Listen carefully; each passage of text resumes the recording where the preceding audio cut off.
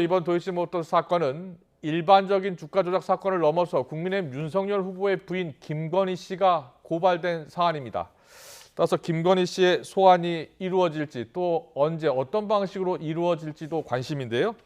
김광산 변호사와 자세히 짚어보겠습니다. 어서 오십시오. 네, 안녕하세요. 안녕하세요.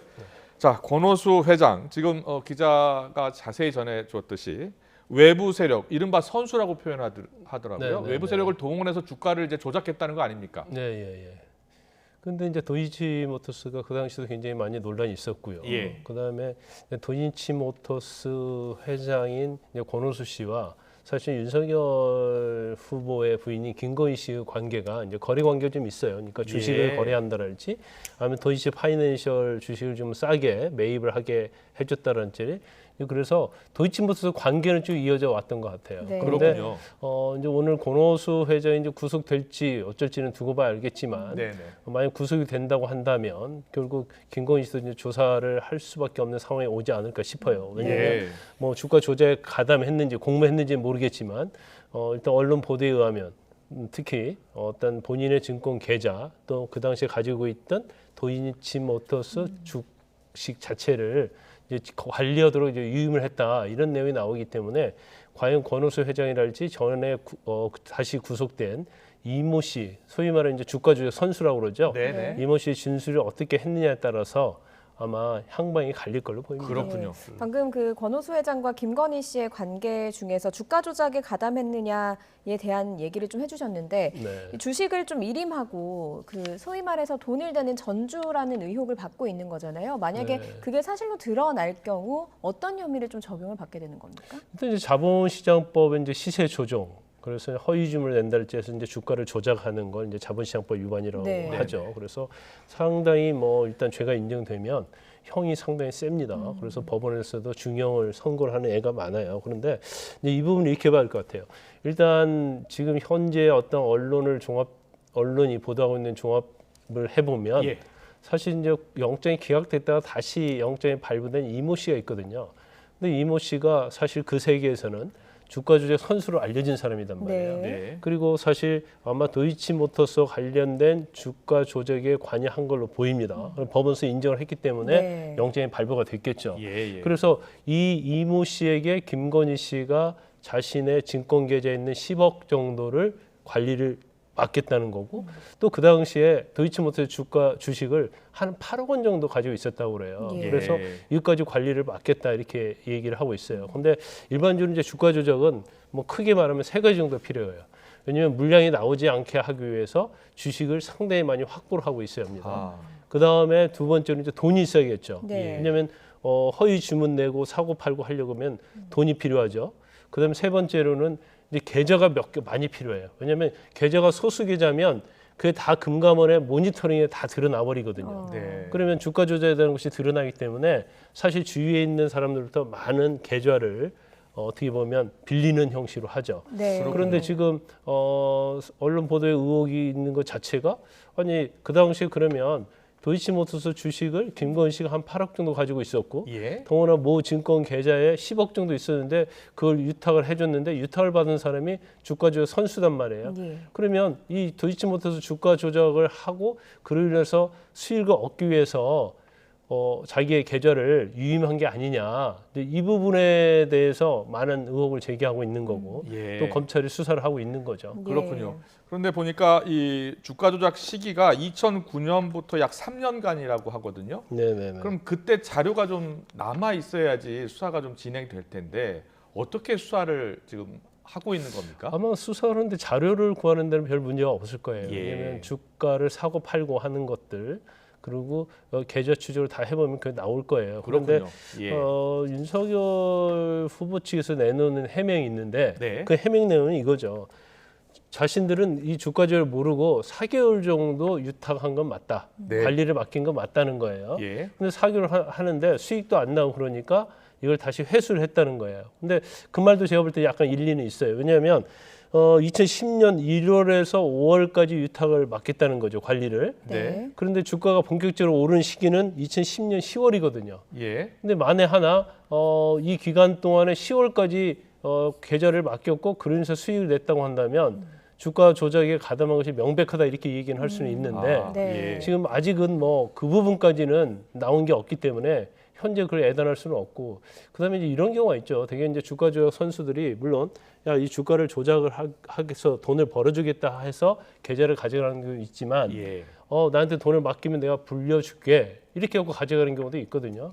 그래서 도이치모터스와 구체적으로 어떤 주가 조작을 통해서 돈을 벌어준다는 게 아니고 자기가 뭐 사고 팔고 해서 돈을 벌어주겠다는 취지로 가져갔는지 이제 그 부분을 좀 검찰에서 수사를 할 것 같은데 이 김건희 씨와 관련된 부분 제가 볼 때는 오늘 영장 심사를 받는 권오수 회장하고 그다음에 지금 도망갔다가 다시 잡힌 이모 씨 있잖아요.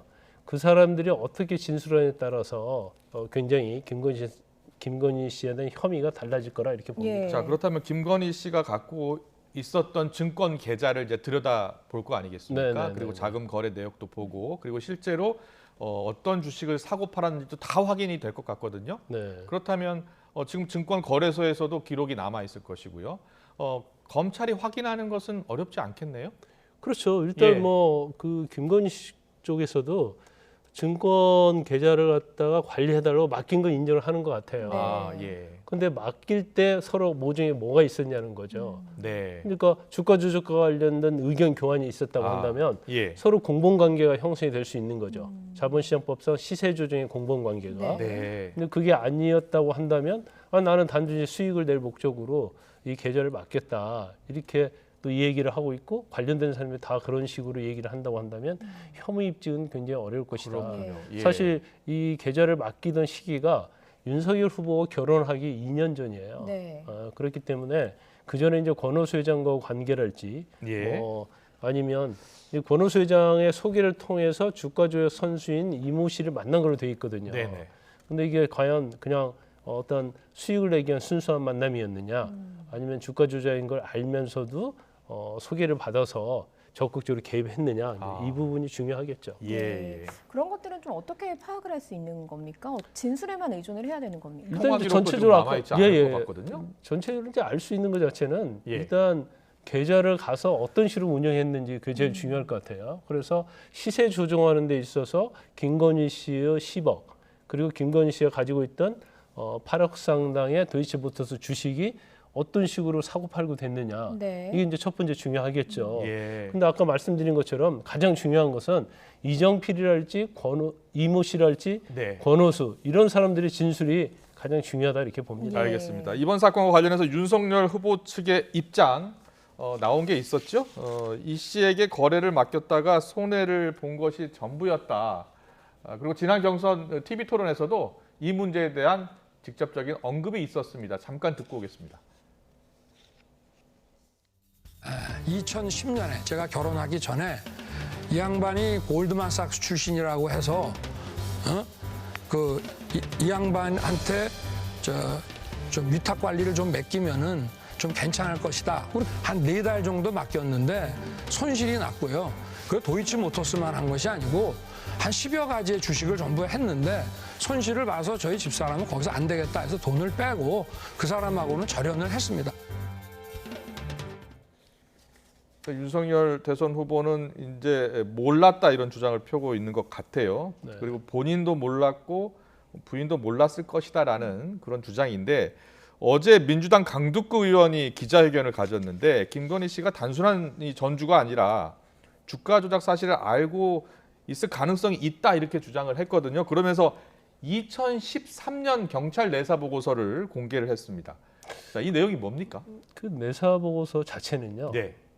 그 권오수 회장하고 그다음에 김건희 씨 관계 그리고 아까 말한 그 주가 조작 선수 이모 씨 관계 이 부분에서 자금 거래가 어떻게 돼 있는지를 전체적으로 내사 보고서에 다 나와 있어요. 그러니까 이제 내사 보고서긴 한데 이게 이제 신빙성이 있냐는 별도의 문제고 그리고 이 내사 보고서 자체가 아까 말씀드린 주가 조작 선수로 알려진 이모 씨의 자필 진술을 근거로 해서 작성이 됐다 이렇게 얘기를 하고 있어요.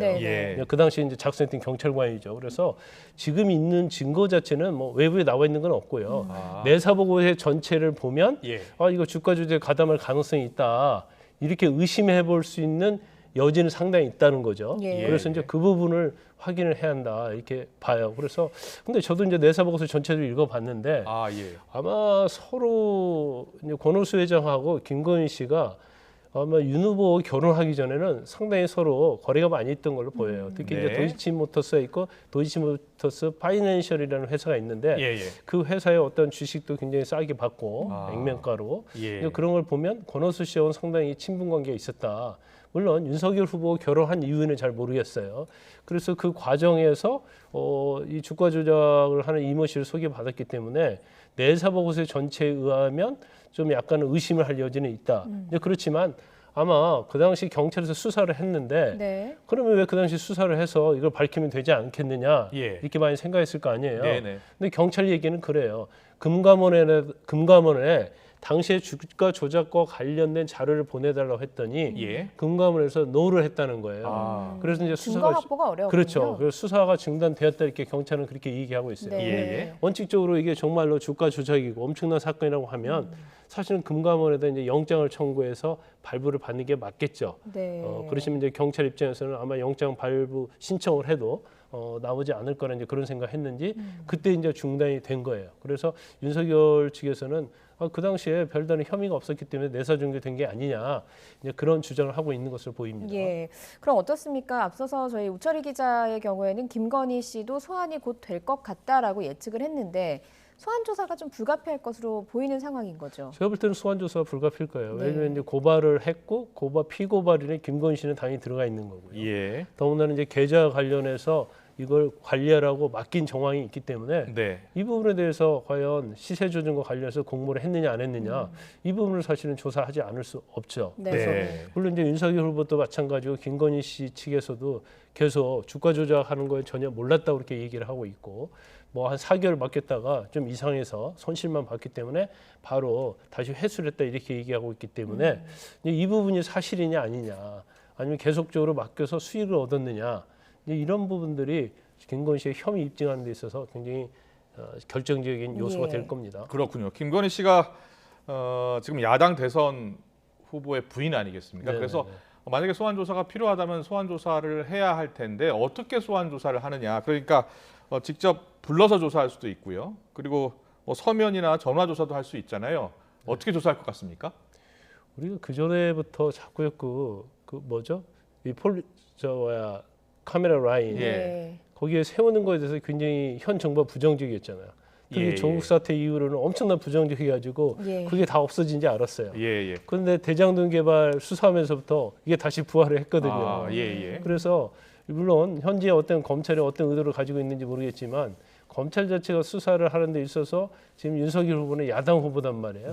근데 수사를 하는 데 있어서 과연 이걸 지하 입구를 통해서 비밀스럽게 소환을 할 것인가? 저는 그럴 가능성이 별로 없다 봐요. 그러면 결과적으로 공개적 소환을 할 것이다.